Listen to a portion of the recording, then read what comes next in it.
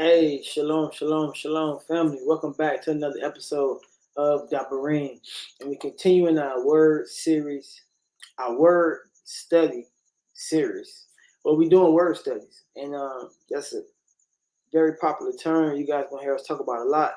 Again, the Hebrew language and the culture, the people by extension, is all a product of the word, right? The scrolls, which we gathered around to hear every week is it's all about the word, but we cannot understand the Hebrew words by extension the Hebrew language if you don't understand the alphabet. So the alphabet or the quote unquote ABCs, the letters are what make up the words, which give us the books and the phrases and the culture that we have, right? So we have to break down the words and letters, right? Have a firm understanding of this, so we can build upon that to accurately interpret, different idioms and phrases, actions within the culture, everything like that. So that's what we're doing. It's a word study.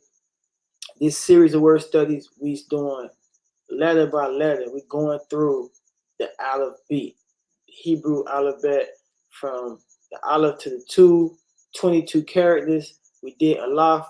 We are on the second Hebrew character, the beat, beat, right? Beat. Some people might say bait. And the Abadiq is the beat. So let's get into it. Thank you guys for joining us. Let's go. So right now, again, we're talking about the beat. This is the second Hebrew character in the alphabet, and you can see beat is spelled beat or B. This again Hebrew word beat is represented by the English character B. That's important. That's the foundation we want to lay, and given this introductory transliteration understanding, right? So the beat is spelled beat yad two. So BYT actually. And the two, when it's at the end of a word in Abadi or in the Hebrew, it has a TH. It's transliterated as TH sound. So beat. T at the beginning of the word, TH at the end of the word. So that's very important to understand. This two is one of those Hebrew words that has a rule. So anyway, the beat is spelled BYT, right? Or beat, two, and it gives the sound of B as in boy. The ancient form is pictured here, and the pictographic form is pictured there. Okay, so that's what's important to just have us take a look at this letter. We see again the word transliterated in English, BYTH. We see it written in Hebrew, modern Hebrew form. We see the Paleo Hebrew form and the pictographic Hebrew form. It's very important that we make mental notes of this. Just look at these characters, and when we see them, they should bring the letter and the sound B into our head. That's the point. So this Hebrew word B, which is the Strong's number H1004 through 1006. If you would actually go to a Strong's interlinear concordance, you look up the Strong's number H1004, you will see this word beat. And when you do that, you will see that this Hebrew word is actually in the text, and every time they see it there, they translate it as house, building, home, family, prison, or dungeon. Sometimes it is translated as the or within.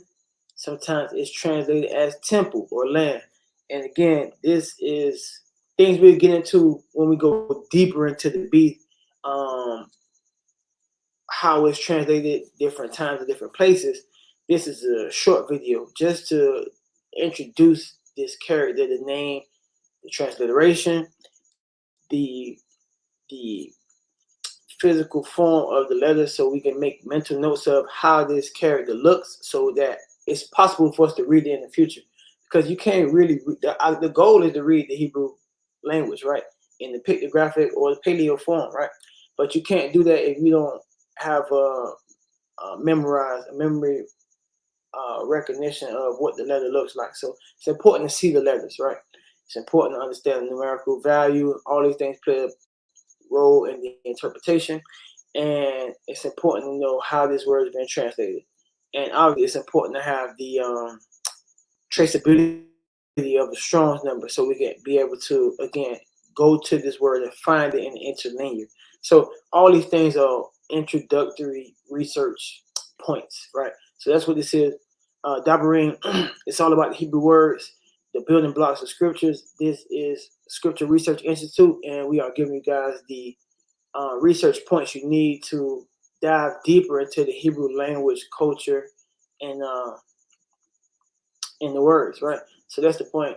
There has been a breakdown on the second Hebrew character in the Aleph beat, the beat, and